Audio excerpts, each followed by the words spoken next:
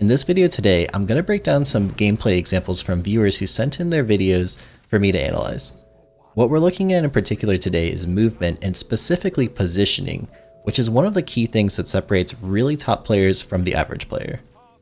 I have 5 clips to show you today, and for each of these we're going to specifically look at how these players position themselves in a fight, whether it's effective or in a way that could be improved. I want to thank everyone who submitted clips for these types of videos. If this is popular, I'm going to try to do more of these in the future. And I want to point out that I'm specifically looking for teaching points here. These are mistakes that we've all made from time to time, and I still catch myself making these types of mistakes often when I'm not paying attention to what I'm doing. If you want to get your own clips like this potentially reviewed for a future video, we have a special channel in my Discord just to do that. You can join our server at discord.gg/pattycakes and post the clips in the gameplay review channel. Before we start the clip review, I promised my friend Castle that I would tell you guys that he was actually the one who told me about the awesome markup tool that I'm about to use while reviewing these clips, which is called Epic Pen, and that's the one that allows me to draw on the screen.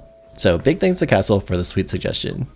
By the way, this video isn't sponsored or anything, I just thought it was a cool app and it deserved a shout out, especially since I know that you guys are going to ask what it is in the comments. So let's get into it. Okay, so we have our first example here from Yes Dog. I'm going to let the clip play out and then we'll talk a little bit about what he could have done differently.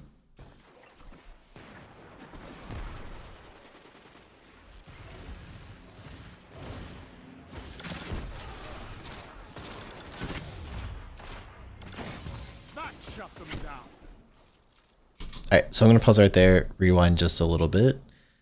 Okay, so first of all, when we're pushing this close, generally speaking, let's try to go back just a little bit. From this distance right here, we know a guy's right here. I think most of the time it's going to be a bad idea to go push directly with a shotty. It's because you don't really know who's around this corner, right? It could be a couple people. It could be, maybe there's a sniper in the other side of the map. You're not really sure what's going on. So in this case, I'm going to sit back a little further with my primary until I can clear some of those angles and see what's going on. So let's roll it a little bit further and see what happens. So, okay, right here, we get this first kill. That's neat. Like I was saying, there could easily be a sniper who's across the other way. But the important thing too here is that we see the second guy. So in this case, I'm probably not going to push straight for him because from this distance, look, our health right here is already low. And we have this much distance to the character. So realistically, all he has to do is land one body shot on us to kill us. What I think would have been the better move here is, especially being Dawn, it looks like he's top tree Dawnblade. I would probably go backwards and try to Dawn Blade back with the Icarus dash and try to get out of there, recover our health. Maybe he can get behind that cover that's pretty close, pop that rift, which I see he has access to right now, heal up, and then fight that with your primary instead with a shotgun. And we'll see what happens. Boom, he dies. As expected, right? With the last word, that guy probably only had to land 1 or 2 bullets. Alright, so let's play a little bit more, and there's a next thing that I wanted to show you. So we spawn up here, and we're going to have a pretty similar play.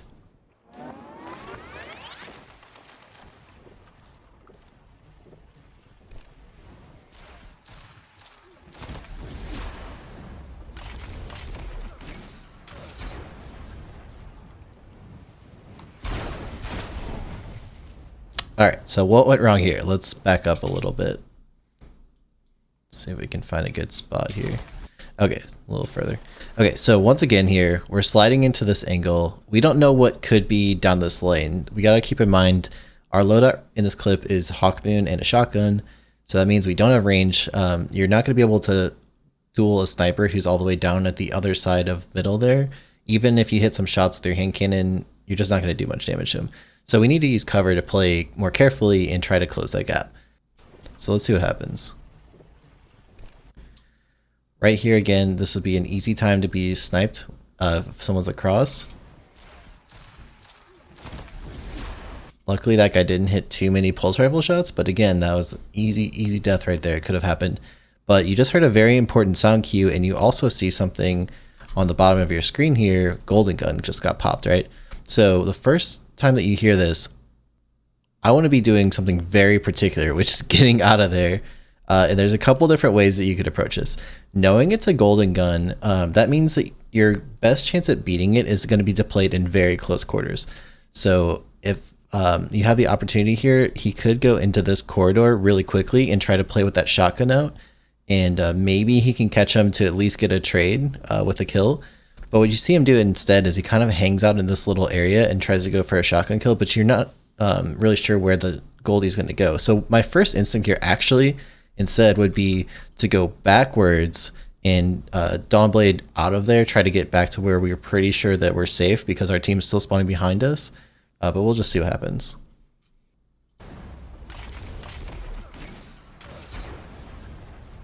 So again, we hear that the Goldie's over to our right. So this is an opportunity that we could get out of here. And he kills us. So again, I think it's a pretty avoidable death, but it's all about just playing your positions a little bit smarter and playing with that primary more. This is one of those situations where it's really easy to play with your shotgun out too much, and you'll see a lot of better players will mostly have their primary out even when they're running like a hand cannon shotgun loadout, for example, because your primary has a lot more range to fight at different engagements, and your shotgun is going to typically try to get you into trouble because you're going to push with your shotgun, and it will work against some players, but against better players, you're not going to get much done. Okay, so in our next clip here, we have the classic Snipe Lion combo popularized by our friend Pattycakes. You're going to see a couple things happen in this clip, which I'm going to demonstrate. I'll let it play out for a little bit, though. Nice no-scope, by the way.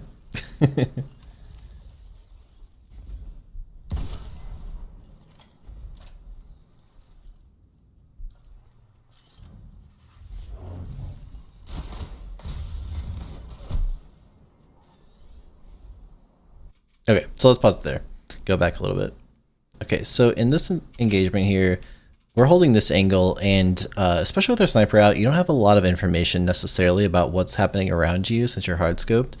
Let's see what happens here. So he moves over to the side here, and there could still be someone who's coming out of A where his teammate looks like he's kind of looking in that direction right now, and you haven't had any information so far about what's going on in trucks. We can see on the radar that there's some yellow marks showing that there's a threat over there somewhere, but you're not really sure what's going to happen. So what he's going to do here is you'll see he peeks this really, really wide and opens himself up to a lot of danger. Right here. Ideally, the play here would be, let's see if we can slow this down a little bit. You want to have the sniper out in that situation. You see what happens here. He has no cover. There's no chance that he's getting out of here. I'll show a demo of what you could do instead here.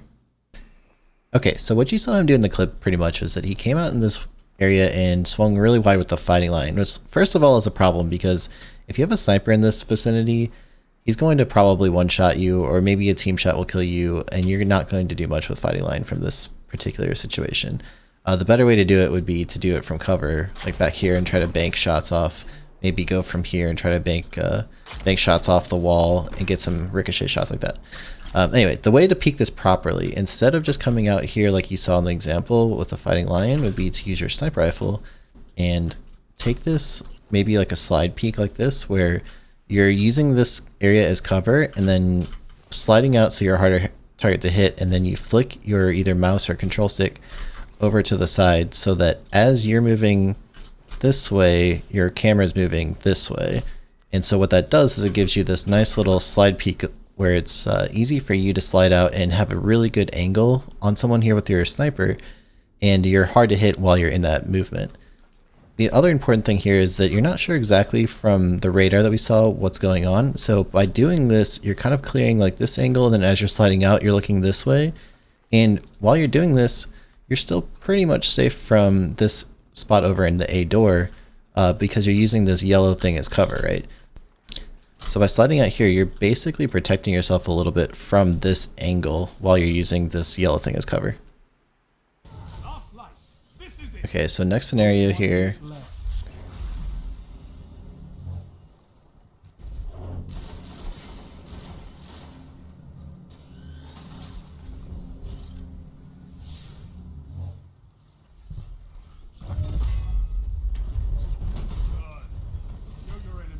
Alright, so let's back this one up and I'll explain how I just saw this occur.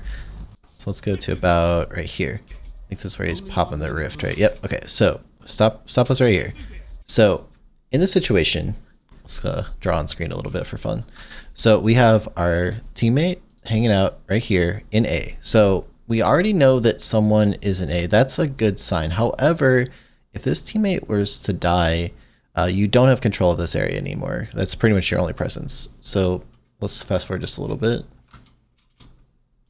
Only 1 minute left. It's going to pop this rift here. I'm not personally a huge fan of this rift location. And that's because as he goes up here, you don't really have a very good angle to see what's going on in trucks. You can kind of cut off a little bit of it, which is the angle he has right now. But again, if his teammate was to die over in A, all of a sudden he's exposed to 2 angles at the same time. So what I would have rather see him do is to pop the rift a little bit further back. We'll take that fight in a second. Right here. This would have, in my opinion, been a better rift spot. And the reason is that you can see a much longer angle down into trucks, but then also if his teammate gets in trouble and does die in A, he's able to use this yellow cover here to take a more safe peek into either side. So let's keep playing it. Okay, next mistake right here. If you see a Titan pop a super that is a ranged hammer throwing Titan, you have 2 options here. He could pull a heavy, which is what he tries to do, or you could GTFO and back up, try to get out of the situation. I would always recommend get out of here. Unless perhaps you have like a tractor cannon or something as your heavy. You can see actually that he has a grenade launcher here, which is not going to do the trick. It's not going to be able to one-shot that Hammer Titan anyway. So the smarter thing to do here, in my opinion, would be to just get out of there, back up. Instead, you see he tries to pull the heavy, and he pays for it by eating a hammer. So in my opinion, you back up into B a little bit. Maybe with this high impact sniper, you have a chance that you can pull off a 1-hit headshot if you're able to play a little bit further back. But instead we have a death, and now we're down 0-2 and potentially in a losing situation. So hopefully that one's helpful. Okay, next clip, let's see what happens in this one.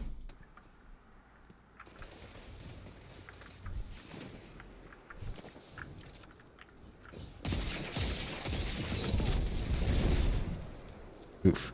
Okay, so this is a pretty avoidable situation, and there's a particular reason that I wanted to bring this one up.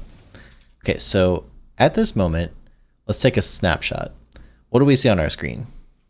First important thing, we see heavy is available right here. We also see our radar right here, which you're going to see some red on the radar in just a second. Let's play it.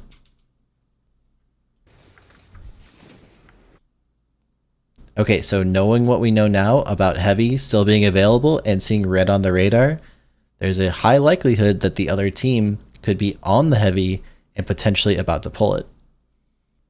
Let's see what happens. Oh, pause it right here. See something interesting? This guy pulled heavy. This is another piece of information now that we have on our screen that can help us make a decision on how to best play this. So again, we know the heavy spawns right here. We know there was a guy here, and we see now that he pulled heavy. So knowing that it's a rocket launcher, the very first thing that I'm thinking is I want to get out of here.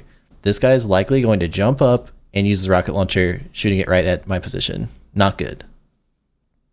And as you can see, that's exactly what happens. So what could we have done differently here? At this very moment where we see that rocket was taken, the first thing I'm doing is I'm running this way, getting out of there, trying to create some distance so that we can maybe use our advantage of our scout rifle to beat the rocket launcher, since it's a little bit hard to shoot rockets at very long range if you're able to create quite a gap between you. Okay, next clip here is for my buddy Sidezz. This is a really, really good play, and I want to show you something specific that he does to use his positioning well.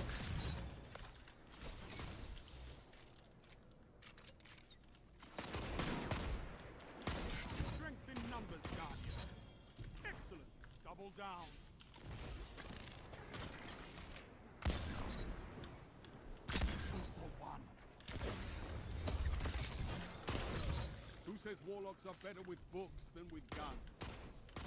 Okay, it was me. Rage is an excellent motive. Alright, so let's pause it here. Couple important things to go back to. Number one, let's go back to about here. This is where he's playing perfectly on B. Now notice what he's doing here. So Sidezz is a really, really smart, very disciplined player, and he's going to take huge advantage of this cover right here. You're going to see him use this piece of cover to protect himself so that all he has to do is take one fight at a time.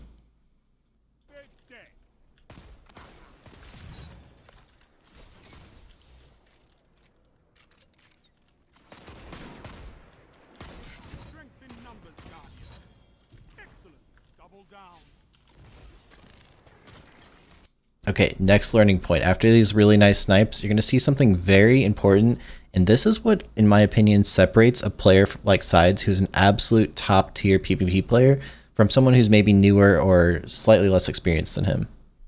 And it's not just the crispy headshots.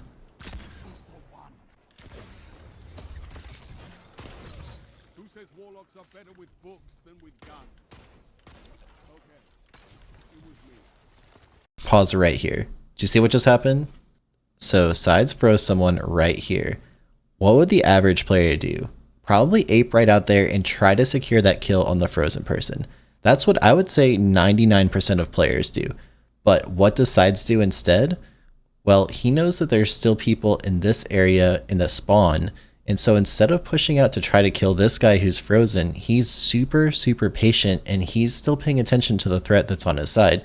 And so he's able to get multiple kills instead of just going and potentially dying from the guys in spawn while he tries to get this one frozen kill. This is an example of high-level, top-tier gameplay. Okay, so in the final example here, I'm actually going to let my friend Apathettic narrate what's going on. For context, this was a trials game where it was me, Apathettic, and Shadow playing on a team. It was the heavy round where I tried to go get the heavy for our team, but I actually end up dying. And Apathettic and Shadow are able to work together using extremely clean movement and positioning to end up winning the round. Let's see how they do it. What's going on, guys? Apathettic here, and today I am going over some competitive footage for Destiny 2, and so going over my own thought process and why I do the things I do and the decisions I make to help me win these either survival games or going flawless in trials. In today's footage, we're going to be playing Trials of Osiris, and in this particular clip we're starting out with, we are going to be playing heavy round. So you're going to see us push off to the left, trying to get initial control of heavy. And what I'm going to do is pause it throughout the clip to kind of give you guys insight into what I'm thinking in that exact moment. Let's get into it. So I will not go do it.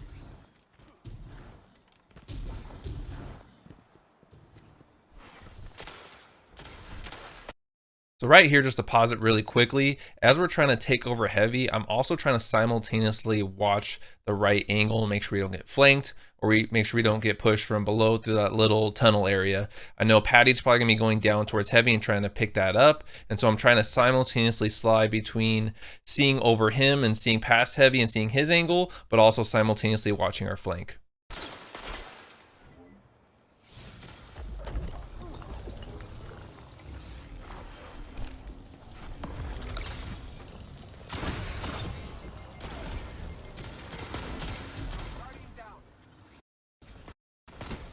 Right, so I'm gonna stop it right here, and right here, this is a spot where normally nine times out of 10, you're most likely going to die. That guy on the left has a perfect angle on me. If you look at my radar in the left-hand corner, I'm completely surrounded, and Patty has just gotten picked while trying to get heavy. So it's at this moment I know that I need to get back to my other teammate, Shadow. I need to get back to him so we can regroup and either get in a better position to take this fight against this team, or get Patty's res. So that's exactly what I'm gonna do. I'm gonna make my way back to Shadow.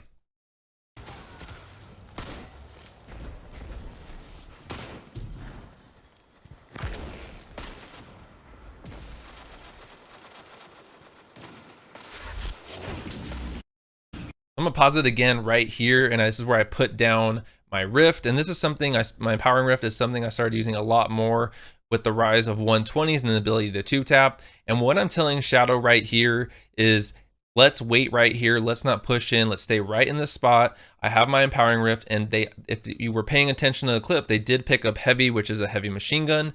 And so now we just need to sit, and I know because they have heavy and they have numbers on us, they're probably going to be a little bit more aggressive.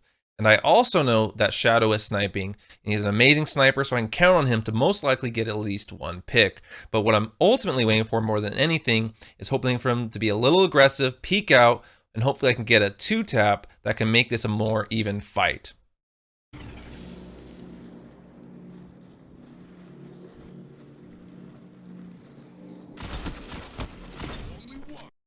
So you can see right here, it worked out exactly as we were hoping, probably even better, honestly. And so we're able to pick off that heavy. Shadow gets a snipe, and immediately as a teammate, this is where I'm calling out that I have taken down heavy. The guy with heavy is dead, and that now the tables have turned. Now instead of it being a 3v2, it is a 2v1, and we need to push those reses as quickly as possible so that way he can't even out the playing field, and we can try to finish off the last enemy.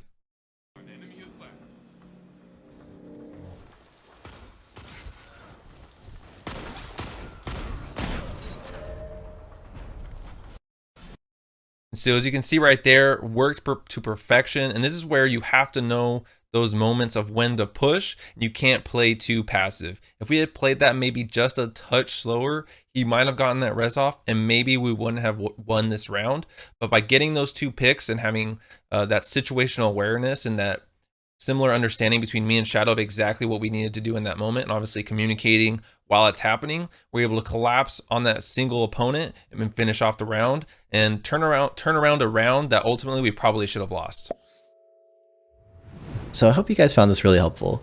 Like I mentioned in the beginning, if you guys thought this was cool and the video does pretty well, I'm going to try to do this as a series and cover a lot of different parts of the game. I think I can make it into a pretty cool series.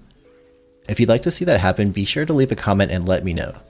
Also, if you'd like to have one of your clips reviewed for a future video, be sure to join our Discord and drop your clips in the gameplay review channel. Sometimes I also do a longer version of this gameplay breakdown over on my Twitch streams. You can catch me live at twitch.tv/pattycakespc. That's all for now. Catch you guys next time.